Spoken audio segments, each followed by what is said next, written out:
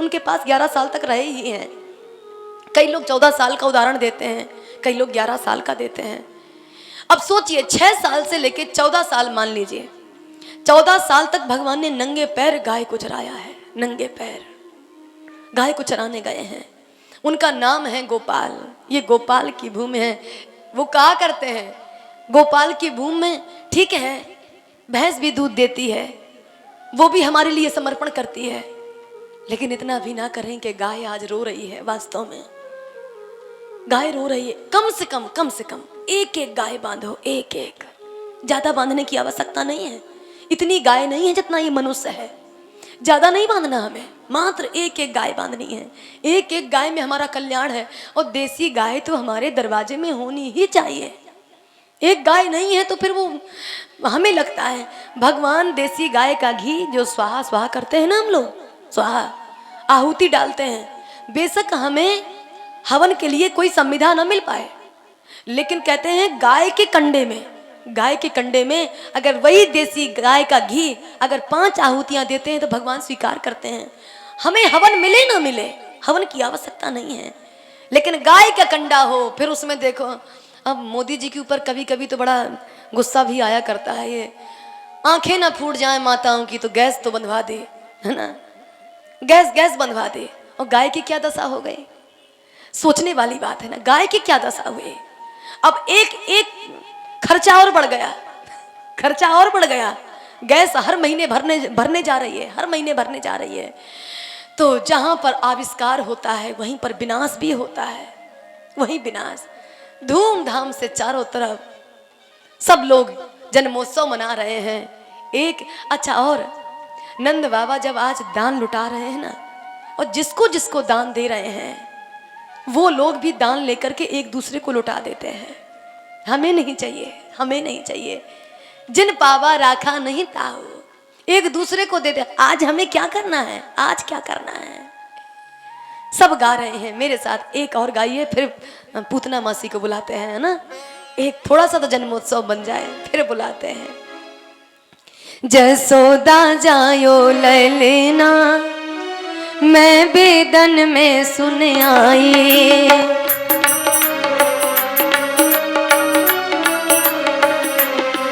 जसोदा जायो ललेना, मैं बेदन मां सुन आई। जसोदा जायो ललेना, मैं मेलन में सुन आई। मैं बेदन में सुन आई, पुराणन में सुन आई। मैं बेदन में सुन आई, पुराणन में सुन आई। मैं बेदन मां सुन आई, पुराणन में सुन आई। मैं बेदन में सुन आई, ताली बजा के सभी लोग में सुन आई। जसोदा जायो ललेना, मैं बेदन मां सुन आई। जसोदा जायो ललेना, मैं बेदन में सुन आई। ओ जसोदा जायो ललेना, मैं बेदन मां सुन आई।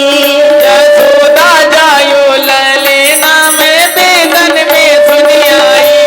ओ काहे को बक बनो पालना, काहे को वक बनो पालना। ओ काहे को बक बनुर पालना। काहे को वक बनुर पालना। ओ काहे को बक बनुर पालना। काहे को वक बनुर पालना।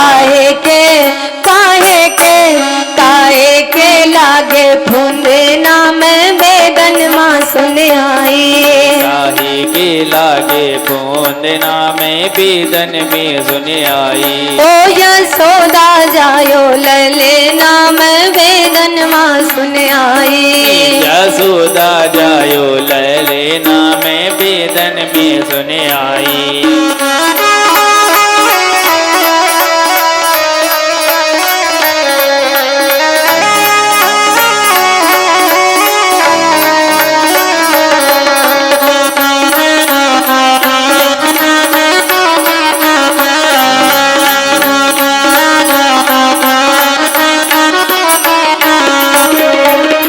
शंकर डमरू बजाते आए। शंकर डमरू बजाते आए। शंकर डमरू बजाते आए। शंकर डमरू डमरू बजाते आए। नारद वीणा में गाते आए, नारद वीणा में गाते आए। जी नारद वीणा में गाते आए। नारद वीणा में गाते आए। गौरी का गौरी का गौरी का बाजे कंगना में वेदन माँ सुन आई। वेदन में सुन आई। यो जसोदा जायो ललेना में वेदन माँ सुन आई। यशोदा जायो ललना में वेदन में सुन आई। ओ पुराणन में सुन आई। पुराणन में सुन आई। ओ पुराणन में सुन आई। पुराणन में सुन आई।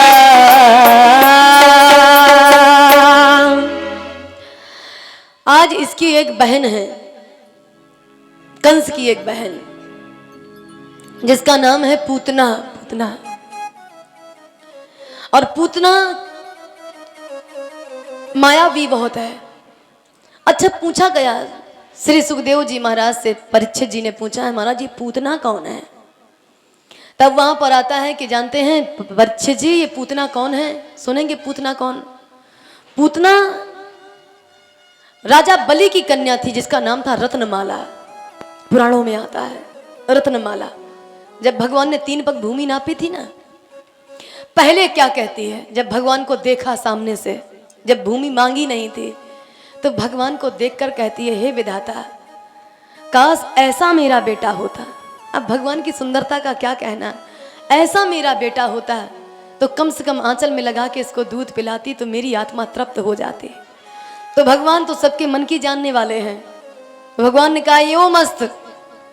और जब 3 पग भूमि मांगी, 2 पग में सब कुछ नाप लिया और तीसरे पग में बांधकर बलि को डाल दिया, तो जानते हैं वही जो अभी मांग रही थी कि काश ऐसा बेटा होता, वही कह रही है अगर ये मेरा बेटा होता तब ये ऐसा करता तो इसको विष दे के मार देते।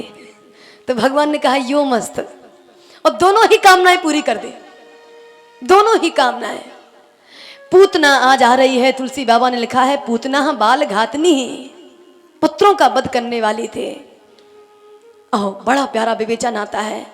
ये बिल्कुल एकदम इसने सुंदर रूप बनाया, एकदम सुंदर, और सुंदर रूप बना करके वहीं गोकुल में पहुंच गई, जहां भगवान के जन्मोत्सव मनाने के लिए जितने गोप ग्वाल थे, गोपा परस्परम हृष्टा दधी क्षीर घताम्बु भी, एक दूसरे के मक्खन लगा करके नाच रहे थे, दूध एक दूसरे के ऊपर डाल रहे हैं, बड़े आनंद में।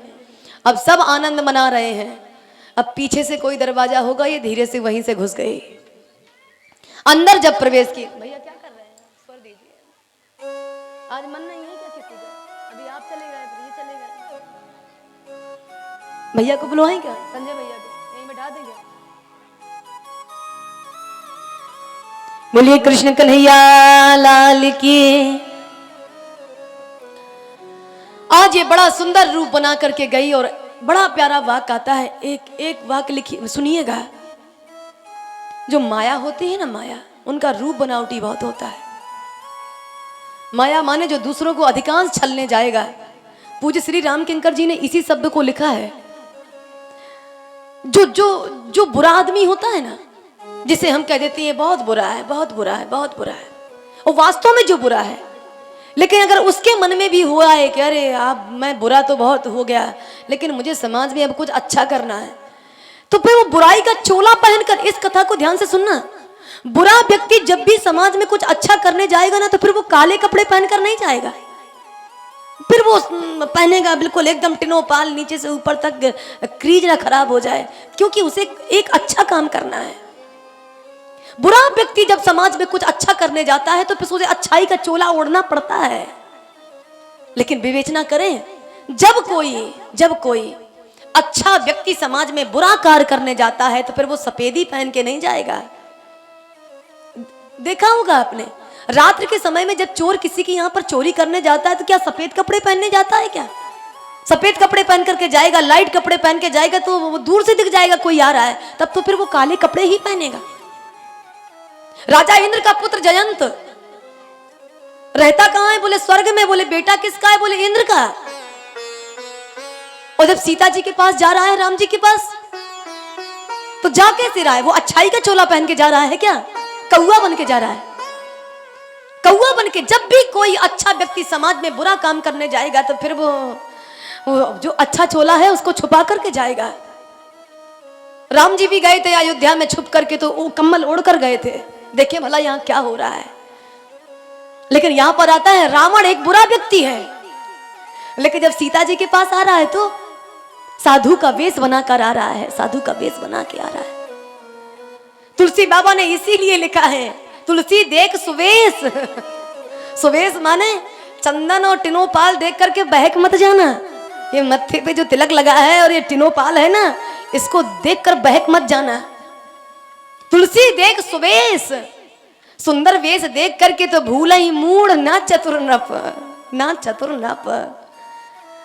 मोर देखने में इतना सुंदर लगता है, नाचता है बढ़िया एकदम से, आहा। देखो देखो, अब मोर को देख के सबकी आंखें थम जाती हैं। देखो ना मोर को, उसके पंख को देखो, नक से लेकर चोटी तक उसको सुंदर ही सुंदर बना दिया भगवान ने। क्या कलर भरे हैं भगवान ने।